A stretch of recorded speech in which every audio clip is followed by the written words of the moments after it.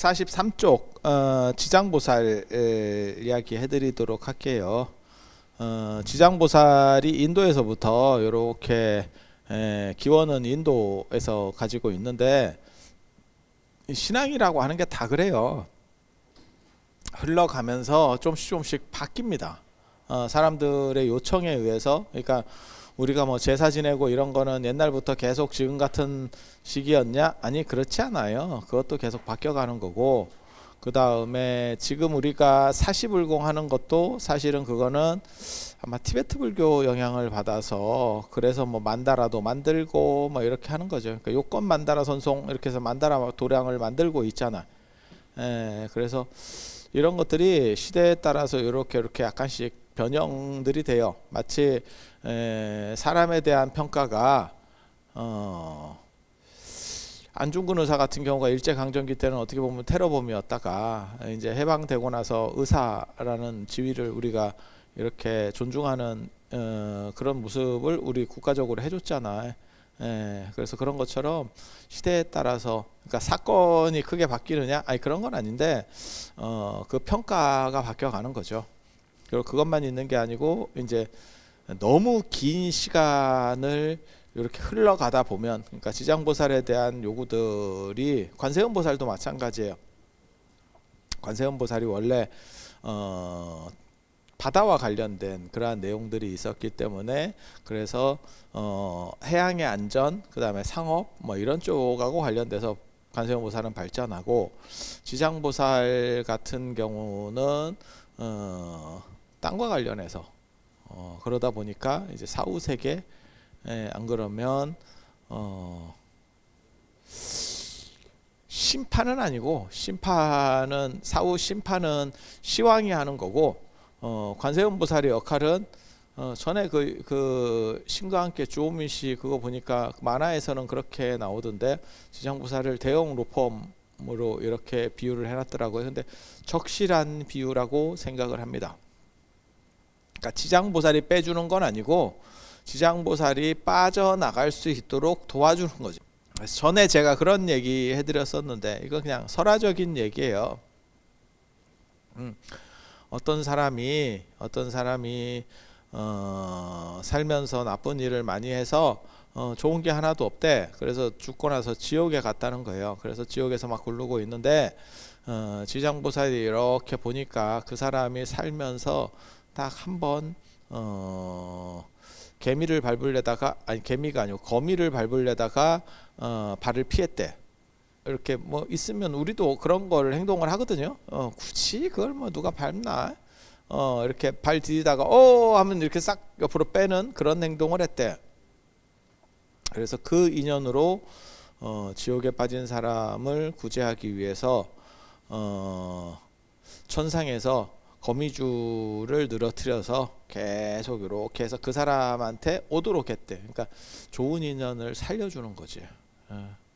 그러니까 이게 나쁜 일을 많이 했다고 꼭 지옥에 가는 것도 아니고, 좋은 일을 많이 했다고 꼭 천상에 태어나는 것도 아니에요. 이게 변호사하고 비슷해. 일종의 법원 심리하고 비슷해. 검사가, 그러니까는 문제가 되는 거는, 지금도 뭐 뉴스나 이런 데서 정치인들 많이 나오잖아요. 검사가 어디까지 기소했느냐가 문제인 거지. 문제가 있어도 그 사람이 기소하지 않으면, 그러면 그거를 무죄를 따질 필요가 없어요. 그러니까 상대가 기소했느냐? 그래서 우리가 검찰이 기소권을 남용하고 있다, 뭐 어쩌고 이런 얘기들을 하는 거예요. 아니, 정치적인 얘기를 하는 건 아니고 그렇게 되는 거야. 그러니까 나한테 100이라는 잘못이 있어도 검찰이 나한테 기소를 안 해버리면 난 별거 없어, 사실. 그리고 나한테 1이라는 잘못이 있어도 그걸 가지고 걸어. 그러면 잘못하면 왔다 갔다 해야 됩니다. 소송 거는 것도 마찬가지예요. 여러분 집에 뭐 아파트에서 층간소음 뭐 이런 것도 별것도 아닌데 소송 걸면 왔다 갔다 해야 되죠. 피곤하죠. 그런 거 다녀보셨어? 안 걸려봤구나. 인생 편했던 거예요. 그게 연맥이려고 소송 거는 경우도 있어. 그러니까 우리 같은 경우도 누가 저를 연맥이려고 하면, 소송을 걸어버리면 아니라고 가서 얘기를 해야 돼. 그게 피곤해. 그러니까 진짜냐 아니냐를 떠나서 아니라고 가서 얘기를 해야 돼. 엄청난 타격이지. 엄청난 타격이죠. 왜냐하면 일정이 무너지니까. 그래서 그런 거예요. 그래서 그 한 가지 좋은 일을 한 게 있으니까 그걸 가지고 이렇게 해가지고 했더니 그 사람이 냅다 그걸 들고 그 줄을 잡고 위로 기어 올라오더래. 마치 그 햇님 달림처럼.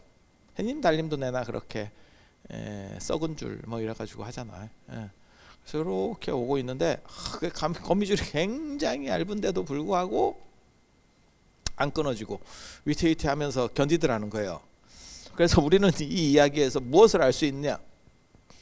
무거우면 지옥에서 못 나온다. 다이어트를 해야 되는구나. 지옥도 다이어트가 필요하다.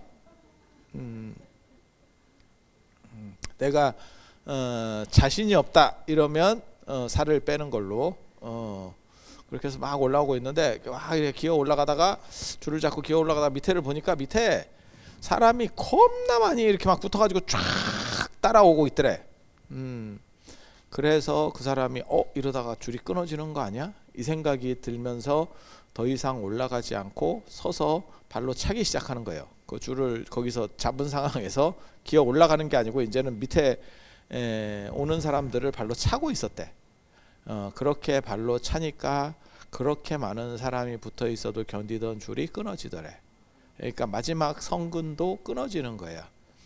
그래서 뭘 얘기하려고 하는 거냐면 지장보살이 백으로 빼주는 게 아니고 그 사람의 좋은 점은 북돋아주고 드러나도록 해주고 나쁜 점은 이렇게 눌러주고. 그러니까 시왕이 심판하는 거는 객관성을 가지고 심판을 하는 거고 변호사라고 생각하시면 돼요.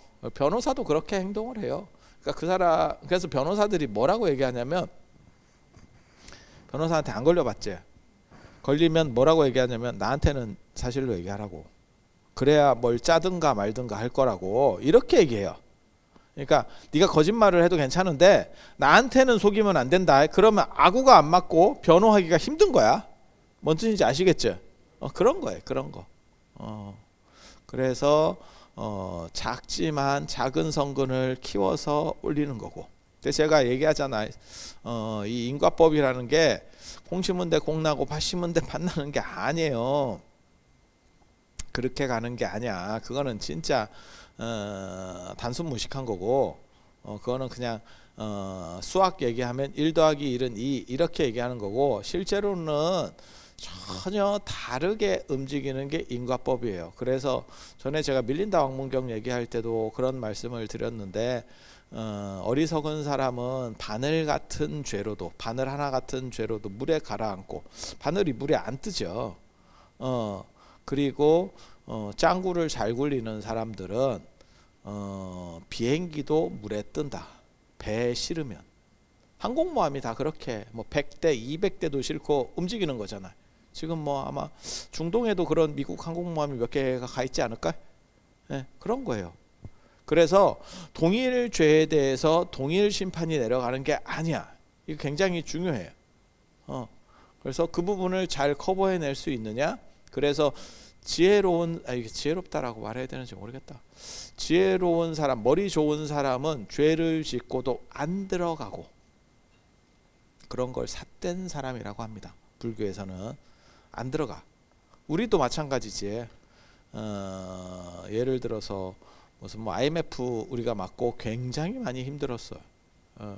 하지만 거기서 문제를 일으킨 사람들은 들어간 사람이 거의 없고 문제를 안 일으키고 성실하게 사신 분들이 사실은 뭐 자살도 하고 흑자도산도 하고 흑자도산은 나는 잘했는데 앞에서 도미노로 무너지니까 우리가 몇 번을 그런 걸 봤죠. 그게 5.1 파동 70년대 초에 있었잖아요. 석유 파동 때도 그랬던 거고 그 다음에 IMF 때도 그랬던 거지. 그리고 돈 있는 사람들은 그때 주서 가지고 대박이 난 경우도 있고 현대기아차가 가장 대표적이죠. 기아를 먹으면서 현대차가 우리나라 전체 어떻게 보면 기업 인수에서 가장 잘한 거라고 꼽히는 것 중에 하나가 현대차의 기아차 인수. 그런데 그런 IMF 상황이 아니었으면 쉽지 않았지. 그래서 그게 정당하냐에 대해서는 생각들을 해봐야 되지. 그러니까 이게 상황들이 다 있는 거예요. 상황들이 지금도 아마 걸려 있는 게 있을 걸. 한진이, 그러니까 대한항공이 아시아나항공을 먹는 게 정당하냐? 그러면 독과점 아니냐? 대부분을 먹으니까 그렇게 논리를 전개할 수도 있고, 그러면 안 되는 거예요.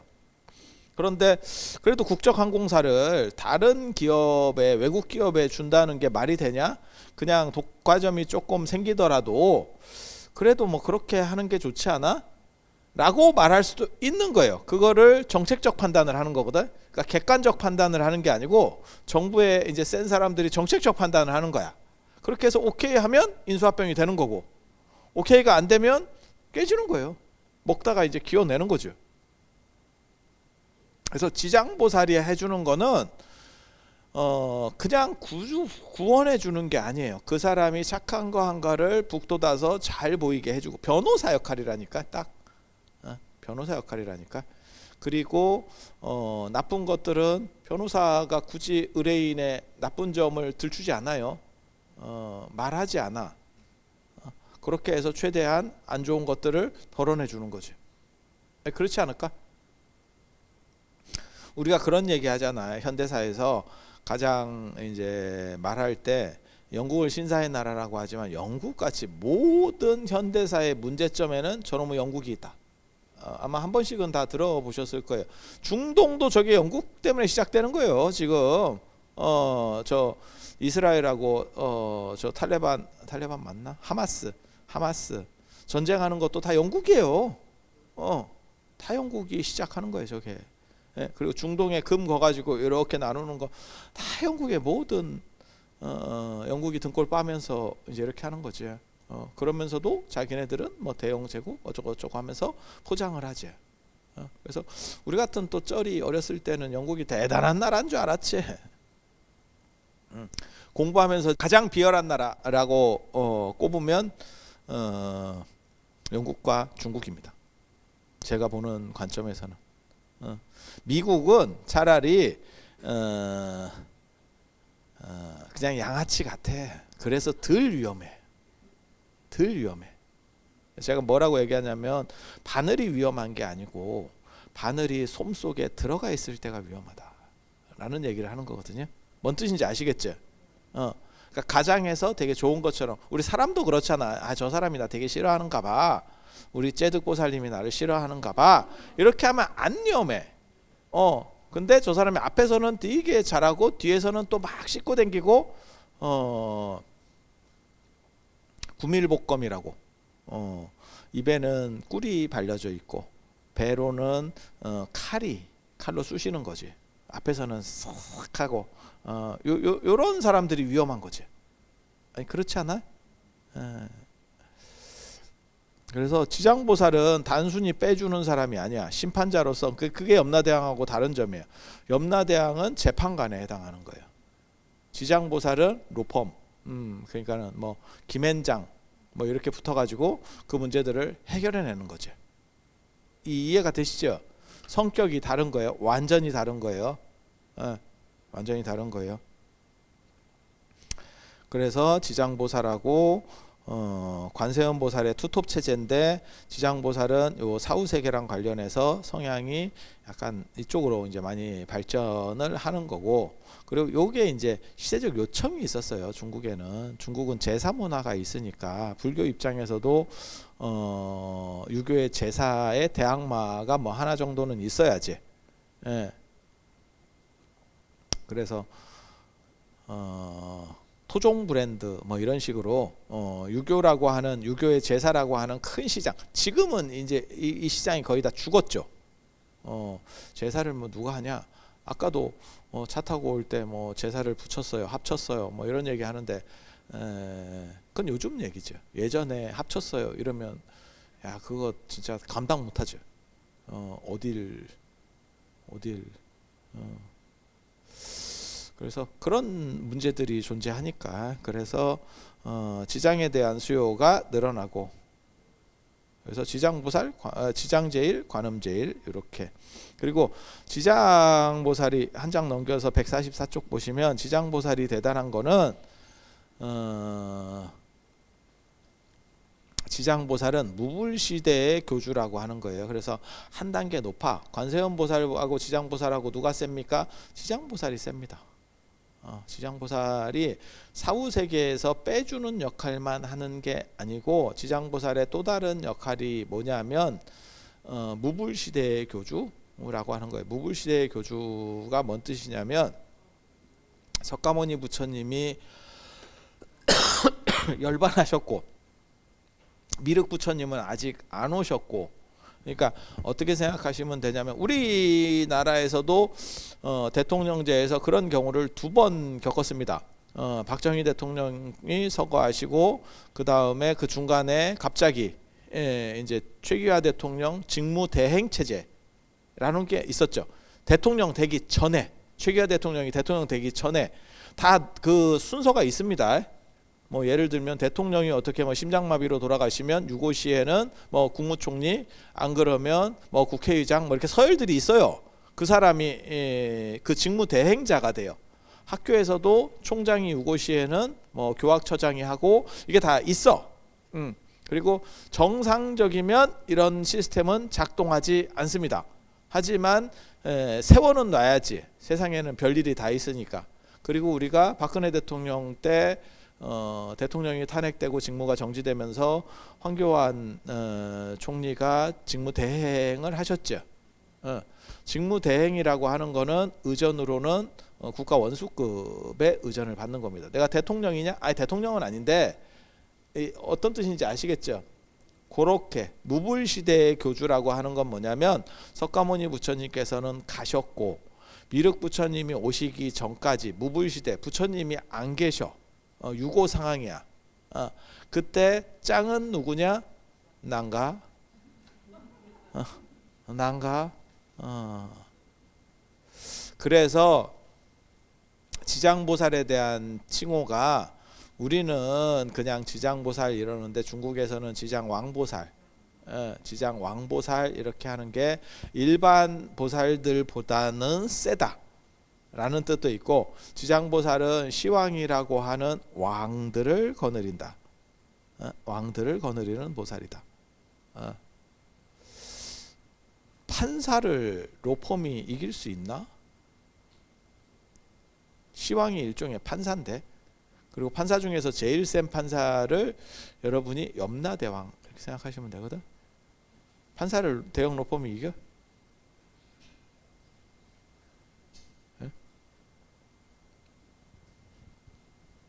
쉽지는 않은데 여기서는 그렇게 이긴다는 설정으로 나오는 거예요. 그리고 지장보살만 앞에 수식이 붙을 때 대지문수사리보살, 대행보현보살, 대비관세음보살 이렇게 다 2글자로 차시미륵보살 이런 식으로 다 2글자로 붙는데 지장보살만 대원본존 이렇게 4글자로 아유 그게 무슨 뭐 글자 좀 2글자 더 넣어주는 게 그렇게 대단한 겁니까? 대단하지. 그거 되게 대단한 거예요. 옛날에는. 그리고 지장보살과 관련해서 3가지 경전이 있어요. 우리가 이제 흔히 아는 경전은 지장경이라고 하는 지장보살 본원경이라고 하는 경전이고 원래 지장보살과 관련된 경전은 지장 십륜경입니다. 십륜경. 십륜경은 족보가 분명하게 있는 경전이고 가지고 와서 중국에서 번역한 십륜경. 그리고 십륜경에서는 지장보살이 사후세계가 거의 안 나와요. 그냥 현실에서 너네가 나에게 이거를 좀 뭐 쉽게 말해서 나한테 기도를 하고 하면 내가 현재적 문제를 해결해 줄게 라는 식으로 나와. 그래서 그게 원래 주특기였었나 라는 거를 알 수 있어요. 그런데 지장보살 본원경에 오면 이제 사후세계 쪽으로 영역을 넓힌 거지. 뭐하고 똑같은 거냐면, 그리고 대박이 났지. 삼성이 그냥 TV 만들고 뭐 이러다가 이건희 회장님께서 반도체다. 반도체다. 그래서 치킨 게임을 해서 기적 같은 일을 이루어냈지. 그 어떻게 보면 한국 경제사에서 획을 긋는 사건. 일본을 상대로 치킨 게임을 해서 일본을 날리고 한국이 승리한. 지금은 그게 가능한다는 생각을 할지 모르지만 사실 80년대, 90년대까지도 일본을 이긴다는 생각 자체가 거의 없었어요. 진짜 그런 얘기 하시는 분은 내가 알기로는 타노스님 외에는 없을걸. 한국이 뭘 어떻게 할 수 있어요. 야, 너무 차이 났었다니까. 미안한 얘긴데 지금하고는 완전히 다르지. 그 여러분들은 다 사셔서 아는 얘기잖아. 그러니까 지금 젊은 사람들이 일본하고 한번 해볼 만해요 라고 하는 거는 지금 얘기고, 여러분 어렸을 때 일본은 대단한 나라고 우리는 그냥 거의 땅끝이 비슷하게 떨어진 거나 주워 먹고 있고, 거의 꽃제비지. 전 국민의 꽃제비화. 이렇게 살고 있었지. 그게 여러분들이잖아. 그래서 내가 늘상 그런 얘기해요. 사람 잘 안 죽는구나. 그 땅에 떨어지고 지저분한 거 먹고 뭐 이래도 멀쩡해. 그래서 야, 이게 진짜 독하구나. 쉽게 안 가는구나. 이런 생각을 하죠. 근데 그때 일본을 상대로 치킨 게임을 해서 뭐 도시화나 이런 걸 다 날린 거예요. 야, 그 진짜 대단한 결정이지. 그리고 나서 삼성이 어떻게 보면 그게 주력 사업이지. 지금은 텔레비 만들고 뭐 이런 건 됐고, 그런 건 됐고, 이제 반도체가 주력 사업이. 그래서 맨 처음에 지장부살과 관련된 것도 심윤경이라고 하는 현세적인 부분이 주였었는데, 나중에는 이게 이렇게 확대되는 거예요. 영역을 넓혔는데 거기서 대박이 나는 거죠. 그게 지장부살 본원경이 과연 어디서 만들어졌느냐가 논란의 거리가 돼요. 중국에서 만든 거 아니야? 이렇게 주장하는 사람들도 상당히 많이 있어요. 저는 논문 썼을 때 호탄에서 만들어진 걸로, 호탄에서 만들어진 걸로, 실크로드 저 길, 그러니까 서역 쪽 호탄에서 만들어진 걸로 그렇게 논문들을 썼습니다. 그렇게 해서 중국에서 만드는 거하고 약간 달라요. 이게 그런 거를 잘 이렇게 떠보면 약간씩 달라. 중국에서 뭔 경정 같은 거를 만드는 경우들도 있어. 사실은 자기의 정당성을 주장하기 위해서 경전을 위조하는 경우들도 있거든요. 근데 그런 건 아니고 호탄 쪽에서 들어온 것 같아요. 그리고 또 하나가 뭐냐면 점찰선악 업보경. 점찰선악 업보경은 점치는 거예요. 그래서 주사위 같은 걸 만들어서, 제가 어렸을 때 또 좀 해봤죠. 뭐 대단한 게 있는가 싶어서 또 해봤죠. 그래서 그걸로 이렇게 수세 같은 걸로 해가지고 그걸 보고 거기에 무슨 대목이 나와. 그러면 거기 맞춰서 참회를 하고. 그러니까 단순히 점을 봐서 이게 좋겠습니까? 나쁘겠습니까? 부채도사 이런 게 아니고 반성하는 거예요. 동아시아 점 문화의 가장 큰 특징 중에 하나가 뭐냐면 주역에 나오는 문화인데, 단순히 점을 쳐서 뭘 하겠다가 아니고 반성, 점을 통한 반성이라는 게 있어요. 그래서 요렇게 했을 때는 좀 반성을 해서 사람이 더 잘 될 수 있도록, 그래서 그게 점의 긍정적 효용이라고 하는 겁니다. 그러니까 점의 부정성이란 건 뭐냐면 그 점을 믿어서 진짜 그래요 라고 갔을 때 문제가 되는 거고, 안 좋게 나왔어. 그러니까 내가 더 노력을 해서 그걸 극복해야겠다 라고 하는 게 긍정적 효용입니다. 그러니까 동아시아 점의 가장 큰 특징은 안 맞으려고 하는 게 점의 속성이에요. 맞추려고 하는 게 점의 속성이 아니고, 맞출 거면 굳이 점 봐서 뭐하냐. 내가 쉽게 말해서 3일 뒤에 깨꼬닥해서 죽을 거야. 그거 내가 점 봐서 뭐 할 거야. 어차피 그 방법이 없잖아. 그런데 내가 점을 봤을 때 너 3일 뒤에 죽어 라고 하기 때문에 그러면 어떠한 일로 죽어? 그러면 그런 것들을 내가 조절을 하면서 살아가는 거죠. 그러니까 점은 틀리려고 보는 거지 맞으려고 보는 게 아니에요. 이게 점의 굉장히 아이러니예요. 그래서 점은 맞다라고 강조하는 사람들이 좀 이상한 사람입니다. 그게 뭐 100% 작동을 해요. 뭐 어쩌고 저쩌고. 그리고 그런 건 없습니다. 미안한 얘기인데 그런 건 존재하지 않아. 그래서 교훈을 삼고 스스로 반성하고 점괘가 나왔는데 우리 제득보살님이 점을 봤더니 나대지 마라. 이렇게 나오면 내가 나대면 구설이 따르겠구나. 그래서 나대지 말고 조심해야지. 이러면 사람이 좋아지는 거잖아. 긍정적으로 바뀌는 거잖아. 예. 그래서 점은 안 맞으려고 치는 거예요. 맞으려고 치는 게 아니고. 그리고 쓸데없는 얘기 점에 대해서 말 나온 김에 얘기하면 지점은 지가 치는 거예요. 지점은 지가 친다고. 예. 지가 쳐야 지 상황을 알지. 자기보다 잘 아는 사람이 있어? 그러니까 나대지 마라 그러면 뭘 의미하는지 자기가 제일 잘 알아. 어떤 상황인지 제일 잘 알아. 보증 서지 마라. 어떤 건지 내가 안다니까. 점쟁이보다 내가 훨씬 잘 알아. 그래서 자기가 자기 점을 치는 거예요. 그래서 뭐 율곡도 자기 점 치고 있는 거고, 그 다음에 주자도 자기 점 치고 있는 거고, 이순신 장군도 감옥에 갇혀서 뭐 자기 점 치고 있는 거고, 다 그렇게 역사에서 나온다니까. 예. 그러니까 점쟁이한테 봐주세요라고 하는 거는 사실은 좀 떨어지는 겁니다. 그래서 조선시대 때만 하더라도 동아시아에서 지식인들은 두 가지는 기본적으로 배우는 거예요. 의술과 점. 의술과 점. 그리고 의술이나 점을 배워야 되는 이유 중에 하나는 뭐냐면 부모님이 편찮으셔. 근데 그거를 남의 손에, 환자를 남의 손에 맡길 수 없어. 내가 해야지. 그게 내가 어느 정도 이상 지식이 그게 가능합니까? 아니 의사라고 하는 게 굉장히 어려운 건데, 근데 이건 소박할 때 얘기잖아. 그래서 머리 좋은 사람이 중인 의사보다 유교 공부한 사람 중에서 머리가 되게 좋아. 금방 배운다. 뭔 뜻인지 아시겠죠? 게다가 동일 원리예요.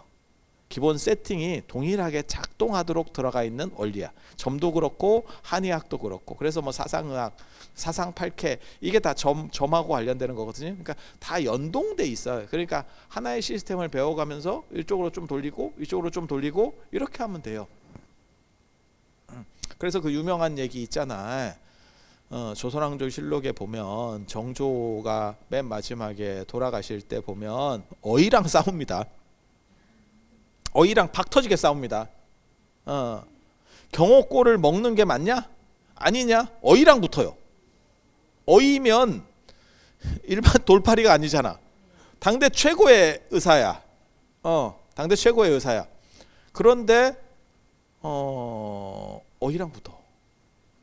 그리고 놀랍게도 지금 의학적 판단으로 봤을 때는 정조가 오히려 맞는 그런 쪽도 있어요. 되게 재밌지. 정조는 굉장히 특이한 임금이거든요. 경연에서, 그러니까는 경연이라고 하는 건 뭐냐면 신하들이 이렇게 임금에게 교육을 시켜줘. 일종의 이런 것도 경연이에요. 단지 이게 이제 몇 명이서 하면 스터디. 예. 그리고 임금은 대부분 그 경연에 들어가는 사람들이 장원급제 출신이기 때문에 전국 전체 수석 출신이기 때문에 머리가 되게 좋아. 우리식으로 말하면 수능 만점자야. 정조한테 발립니다. 정조한테 발립니다. 정조 굉장히 재밌는 사람이에요.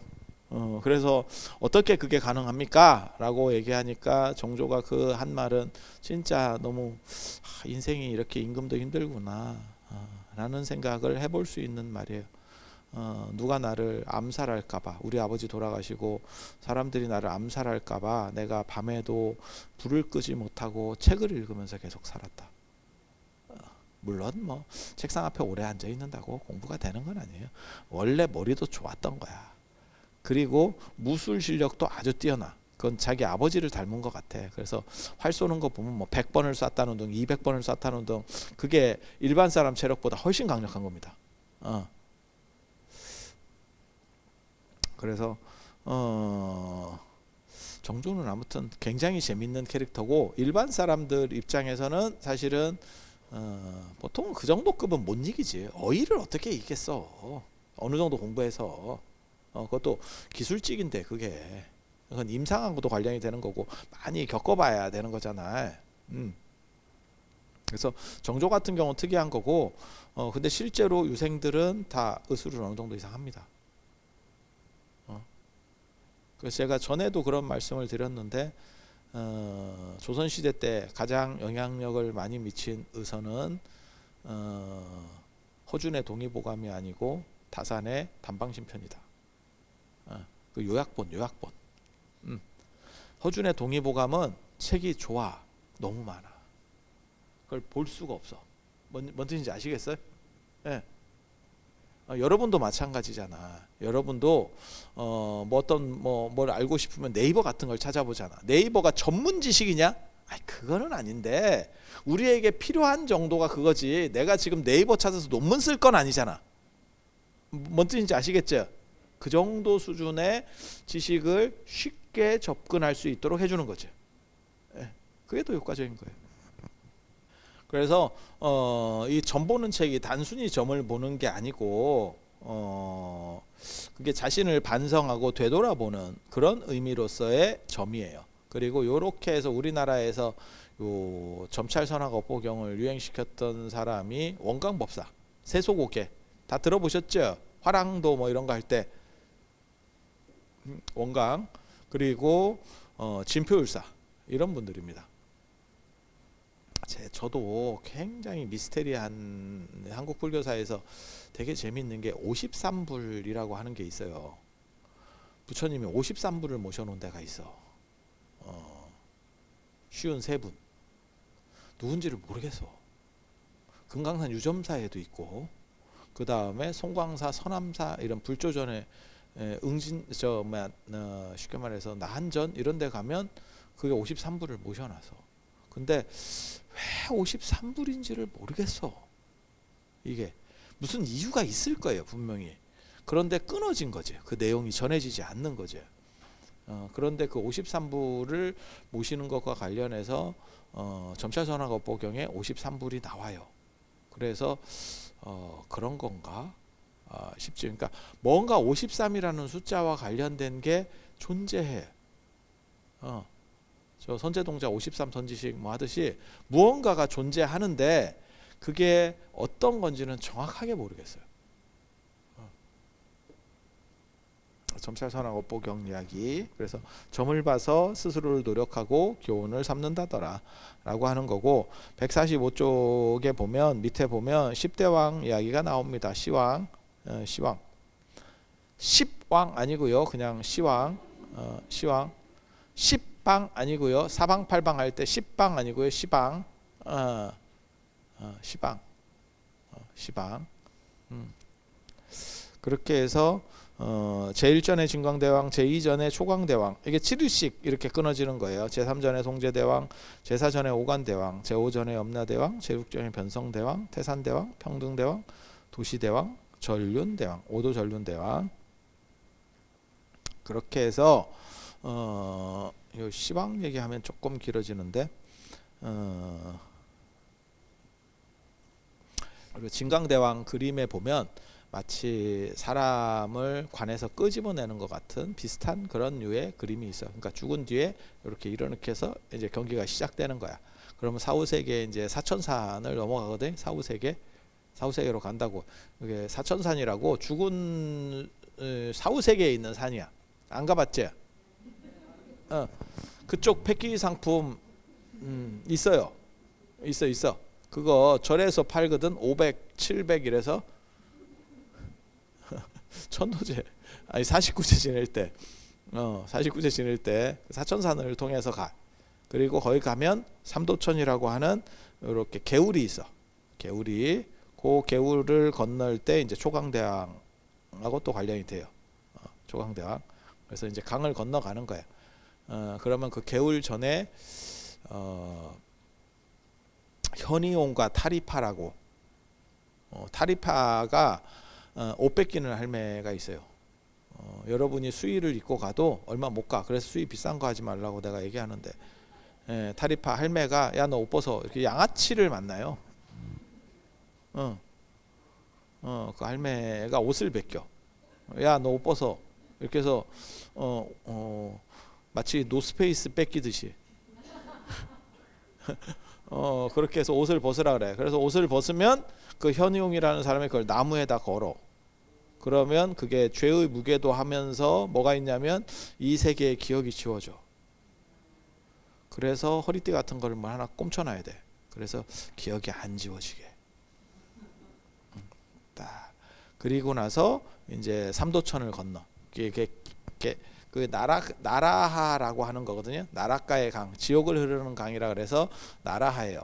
거기를 내가 진짜 이런 거 여러분 안 가봤어? 그래? 이거 패키지 상품으로 나와 있는데 패키지 상품은 합동천도제. 그 합동천도제 패키지 상품. 그 다음에 VIP 상품은 사식구제. 그래서 거기 일로왕보살이 이렇게 가이드예요. 가이드. 나도 그거 나중에 죽은 뒤에 가이드 되는 거 아닌가 모르겠다. 그럼 내가 소리를 질러가면서 이 할매들 빨리 안 오나 내가 또 이렇게 뒤에 보고 아유 그 일로왕보살 또 도낭에서 나와 있는 일로왕보살 또 이런 거 보면 깃발을 들고 자꾸 뒤를 봐요.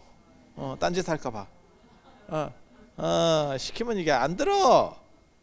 원래 그래. 이게 답사도 댕겨 보면 꼭 말 안 듣고 뭔 놈의 이유가 그렇게 많은지 아유 뭐 수십 명 데리고 댕겨 봐. 그러면 이유가 막 그래도 내가 얼마나 자비스러운 사람인데 그걸 다 이렇게 챙기고 누구 없는지 이렇게 나 힘들어. 이게 일왕보살이 3D 업종이에요.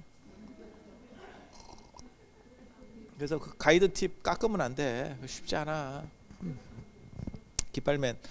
그렇게 해서 그 삼도천을 건너는데 세 개의 길로 건너거든. 하나는 복이 많은 사람은 다리로 건너요. 살살살 건너가는 데가 세 군데라 그래서 삼도 오천이에요. 도는 건넌다. 두 번째는 배로 건너. 그 배로 건널 때 여러분이 입안에 넣었던 노자를 씁니다. 입에 쌀하고 노자 동전 넣는 거 아셔? 그래서 그 노자를 써. 노잣돈 그때. 그 다음에 이제 공덕이 적은 사람은 수영으로. 그래서 제가 늘상 얘기하는데 인생을 잘못 산 사람들은 수영을 배워라. 저는 무조건 최소 배는 타야 돼요. 난 수영을 못해. 예전에 죽을 뻔했잖아. 2번 제가 죽을 뻔했죠. 저 히말라야에서 트레킹 하다가 트레킹이 아니고 리프팅.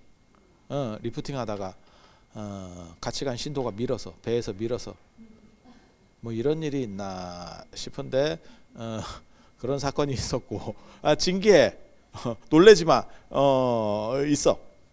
그래서 그때 한번 죽을 뻔했고 그리고 저 스리랑카에서 인도양에서 또 한번 잠겨가지고 또 갈 뻔하고 그렇지만 쉽게 안 죽는다는 거. 모진 인생은 쉽게 안 죽어. 그때는 제가 너무 세상을 좀 만만히 봤지. 난 물을 그렇게 두려워하지도 않는데 근데 그거는 진짜 재밌는 경험이었어요. 나는 내가 키가 있으니까 걸어가면 된다고 생각했거든. 진격의 거인처럼. 가슴 정도 오면 못 걸어요. 다리가 떠. 다리 떠. 못 걸어. 이 정도 되면 못 걸어. 다리가 뜨면 끝입니다. 다리 뜨면 끝입니다. 그게 안 돼. 그리고 바다는 더 잘 뜨더라. 그래서 초강대왕에서 이제 이렇게 건너오고 그 다음에 송제대왕, 오관대왕은 5형의 주제자, 5가지 형. 태장도유상가? 몰라. 5형의 주제자. 나 이거 옛날에 제가 논문 쓸 때, 박사 논문 쓸 때 이거 다 정리했었는데 이게 출전이 누구고 어떤 거고 이런 성격 다 했는데 또 까먹었네. 그러면 네가 좀 수업 들어오기 전에 찾아서 오면 되지 않느냐? 귀찮아. 내 책 사. 지장보살 또 책 사. 그리고 염라대왕. 염라대왕 어떻게 보면 이 대왕 중에서 가장 유명한 대왕 쌍세라고 두 명이 한꺼번에 태어났대. 야마 야미. 그래서 인류 시조 신화에 보면 언제나 이게 남매 이야기들이 많이 나와요. 왜 한 명만 만들었다 이러면 종족이 생길 수가 없잖아. 그죠? 그러니까 어떻게 사람을 만들어야 되느냐, 그걸 대등관계로 해서 보통은 남매 이야기로, 중국에도 복희와 여화 하듯이 남매로 풀어갑니다. 기독교는 굉장히 특이한 거고, 그래서 아담의 갈비뼈로 만들었다. 아담의 일부를 재활용했다. 그래서 남녀차별이 가장 심한 거고, 남매로 만들었다 이러면 여성도 나름의 지분을 확보하는 거죠. 그래서 기독교야말로 저게 반페미 쪽에서 페미들 뭐하노? 기독교 때려잡아라. 저거 굉장히 나쁜 놈들이다. 진짜야. 그거를 처음에 만들 때 따로따로 만들었어요 라고 하면 거기에 여성에게도 신성이 있는데, 따로따로 만드는 게 아니고 아담을 만들고 그것의 일부를 가지고 만들었기 때문에 여성은 남성에게 종속된다라고. 그래서 제가 전에 그런 말씀 드렸었는데, 지금도 서양에서는 결혼하면 남자의 성씨를 가지게 된다. 성을 바꿔버리죠. 우리는 남녀차별이 아무리 심하더라도 성은 안 바꿉니다. 근데 걔네는 성을 바꿔버리죠. 그래서 제가 그런 얘기 했잖아요. 미국이라고 하는 나라에서도 투표권 부여될 때 보면 백인 남성, 그 다음에 흑인 남성, 여성 순이라고 투표권이 그렇게 여성이 투표권을 가진 거는 얼마 안 됐어요. 그러니까 사람이 아니문이다를 시전했던 거예요. 우리는 구박은 하더라도 사람입니다에서 시작을 하는 거고, 왜 만들 때 같이 만들었으니까 조금 남자보다는 조금 모자른 것 같아요. 그래도 뭐 문제 없어요 라고 하는 거, 이쪽은 종속 관계로다가 넘어가 버리니까. 그래서 모든 악의 원흉은 여성. 기독교는 그렇게. 기독교는 그렇게. 그래서 이브가 선악과를 먹게 되고 유혹에 넘어가게 되고, 이브의 유혹이잖아. 우리 노래에도 있었잖아. 이브의 유혹. 이브의 경고? 알겠습니다. 좋은 지적 감사합니다. 너 아프다더니 안 아프구나. 입은 살았네. 나랑 똑같다. 나도 아픈데 입만 살았어. 입만. 그리고 이 염라대왕이 나중에는 엄청난 일을 벌려요.